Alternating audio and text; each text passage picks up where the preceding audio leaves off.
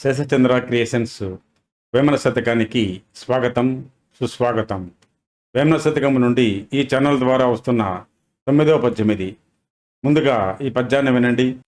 అధికమైన యజ్ఞమల్పుండు తాజేసి మొనసి శాస్త్రము విడి మురువు దక్కు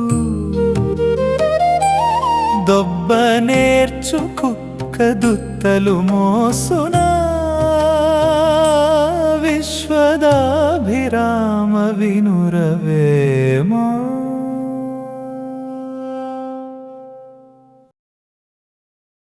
ప్రపంచానికి ప్రేమైన ఓ వేమ వినుము.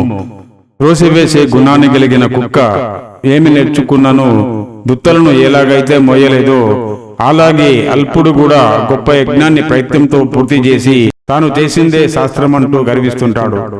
ఈ పద్యములోని పదాలన్నీ కూడా మనకు తెలిసినవే, వాడుకలో ఉన్నవే. కొన్ని పదాలకు అర్థాల గురించి తెలుసుకుందాం. యజ్ఞము అంటే మంచి కోసం చేసే యాగము, హోమం లాంటిది. అల్పుండు అంటే నీచమైన, తక్కువ గుణము కలిగిన వాడు. మొనసి అంటే ప్రయత్నించి పూనుకొని. మురువు అంటే పొగడ్త, గర్వము. దక్కు అంటే పొందు అంటే కలిగి ఉండడం. దుబ్బు అంటే తోసివేయు, కింద పడివేయు అనే అర్థం ఉంది. దీంతో పాటు మాంసం ముక్క అనే అర్థం కూడా ఉంది దొబ్బు అంటే. బహుశా వేమన గారు తోసివేయు అనే అర్థము కోసం దొబ్బు అనే పదాన్ని వాడి ఉండవచ్చు. ఒక గ్రామంలో గ్రామం మంచి కోసం ఒక పెద్ద యజ్ఞాన్ని చేయదలిచారు. అందుకోసం మంచి యజ్ఞకర్తను, అంటే శాస్త్రాలు బాగా తెలిసిన యజ్ఞకర్త కోసం వెతికి ఒక యజ్ఞకర్తకు బాగా శాస్త్రాలు తెలుసని తెలుసుకొని అతన్ని పిలుచుకొని వచ్చి యజ్ఞాన్ని అతని చేత చేయించారు. అతను ఎంతో ప్రయత్నించి యజ్ఞాన్ని పూర్తి చేశాడు. యజ్ఞాన్ని పూర్తి చేసిన తర్వాత తెలిసింది వాళ్లకు ఆ యజ్ఞకర్త ఎలాంటి వాడో. యజ్ఞము పూర్తి చేసిన తర్వాత అతను, నేను తప్ప ఈ యజ్ఞాన్ని ఎవరు పూర్తి చేయలేరు, నేను కాబట్టి ఈ యజ్ఞాన్ని చేశాను అని గొప్పలు చెప్పుకుండడంతో అతను గర్వాంధుడు అని అర్థమైంది గ్రామస్తులకు. అలాగే ధనం విషయంలో పేచీ పెడుతుండడంతో అతను లోపి అని అర్థమైంది.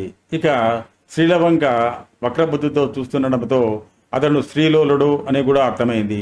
దాంతో ఆ గ్రామస్తులకు వీడు ఎన్ని శాస్త్రాలు చదివినా కూడా వీని బుద్ధి ఏమాత్రము మారినట్లేదు, కుక్కకు ఎన్ని బుద్ధులు నేర్పించినా కూడా దాని బుద్ధి మాత్రము మారదు, కుండలను దొబ్బవేస్తుందా కానీ ఆ కుండలను మోస్తుందా, అలాగే వీడు కూడా ఎన్ని శాస్త్రాలు నేర్చుకున్నా కూడా, ఎంత విజ్ఞానం ఉన్నా కూడా వీని యొక్క అల్పగుణము మారలేదు, వీని చేత యజ్ఞం చేయించామే, ఫలితం వస్తుందా లేదా అని బాధపడ్డారు. మనిషికి సంస్కారము, సుగుణము, మంచి బుద్ధి ఉండి జ్ఞానము ఉన్నప్పుడే అతను గొప్పగా కీర్తించబడతాడు, అందరి చేత గుర్తించబడతాడు. అలా కాకుండా ప్రపంచంలోని జ్ఞానమంతా కలిగి ఉన్నప్పటికీ కూడా వాడు దుర్బుద్ధి, దుర్మార్గుడు, అలాగే కుసంస్కారి అయినప్పుడు వానికి ఎంత జ్ఞానం ఉన్నప్పటికీ కూడా వాడు హీనుడిగానే, అల్పుడుగానే గుర్తించబడతాడు. అందుకే జ్ఞానముతో పాటు సంస్కారము, సుగుణాలు, మంచి బుద్ధి కలిగి ఉండాలి అని పరోక్షంగా చెప్తున్నాడు వేమన ఈ పద్యంలో. మనము ఈ రోజుల్లో చూస్తూనే ఉన్నాము, ఎన్నో ఉన్నతమైన పదవుల్లో ఉంటారు. వాళ్ళు ఉద్యోగస్తులు కావచ్చు, రాజకీయ నాయకులు కావచ్చు, శాస్త్రవేత్తలు కావచ్చు, సెలబ్రిటీస్ కావచ్చు, ధనికులు కావచ్చు. వాళ్ళు ఆ స్థితికి వచ్చేందుకు ఎంతో కష్టపడి పైకి వచ్చి ఉంటారు. అంతేకాకుండా సగటు మనిషి కన్నా వారి జ్ఞానం కూడా ఎక్కువగా ఉంటుంది. కానీ వాళ్ళలో కొందరి యొక్క బుద్ధులు, వక్ర బుద్ధులు ఉంటాయి. వాళ్ళ హీనమైన బుద్ధులు ఒక్కోసారి బయటపడినప్పుడు వాళ్ళు ఎంత ఉన్నత పదవిలో ఉన్నప్పటికీ కూడా ఆ బుద్ధులు బయటపడినప్పుడు హీనులుగా గుర్తించబడి పదవి భ్రష్టులు అవుతుంటారు. దానికి ఉదాహరణే హ్యానీ ట్రాప్స్, ఈ మధ్యనే బయటపడిన ఎప్స్టీన్ ఫైల్స్ ఉదంతము. అందుకే వేమన చెప్తున్నాడు, జ్ఞానము కన్నా గుణము ముఖ్యము. జ్ఞానము ఎంత ఉన్నప్పటికీ గుణము లేకపోతే వాడు హీనుడిగా గుర్తించబడతాడు. అదే విషయాన్ని వేమన మరో పద్యంలో తెలియజేస్తున్నాడు. ఆ పద్యాన్ని కూడా వినండి. హీనుడెన్ని విద్యలిలనభ్యసించిన ఘనుడుగాడు హీన జనుడే కాని పరిమళము గర్దభము మోయ ఘనమౌనే విశ్వదాభిరామ వినరవేమ. పద్యం విన్నారు కదా. ఇక్కడ ఈ పద్యంలో ఇలా అంటే ప్రపంచము, భూమి, గార్దాభూమ్ అంటే గాడిద. హీనుడు ఈ ప్రపంచంలోని ఎన్ని విద్యలు నేర్చుకున్నా కూడా గొప్పవాడు కాలేడు. అది ఎలాగంటే ఎంతో పరిమళాన్ని ఇచ్చే గంధపు చెక్కలను పూలను మోసినంత మాత్రాన గాడిద గాడిదే అవుతుంది కానీ గొప్పది కాదు కదా అంటున్నాడు వేమన. వాడు ఎన్ని విద్యలనైనా కూడా నేర్చుకుని ఉండవచ్చు, ఎంతటి ప్రజ్ఞావంతుడైనా కూడా అయి ఉండవచ్చు, ఎంతటి ఉన్నత పదవిలోనైనా కూడా ఉండి ఉండవచ్చు.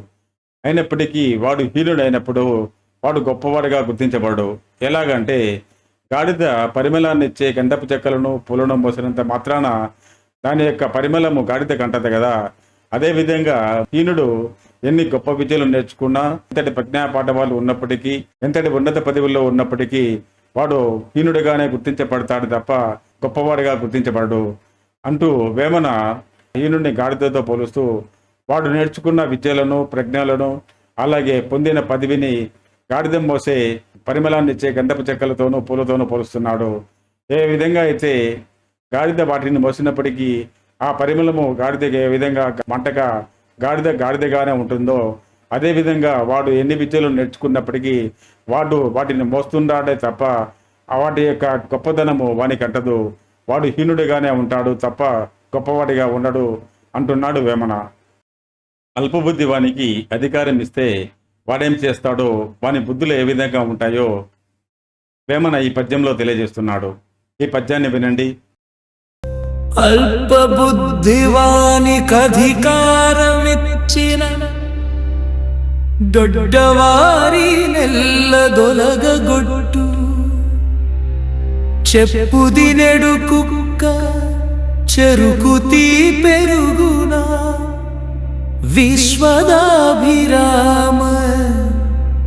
వినురవేమా. ఈ పద్యం యొక్క భావాన్ని తెలుసుకునేందుకు మళ్ళీ కలుద్దాం. అంతవరకు సెలవు. జై హింద్. మీ శేషచంద్ర.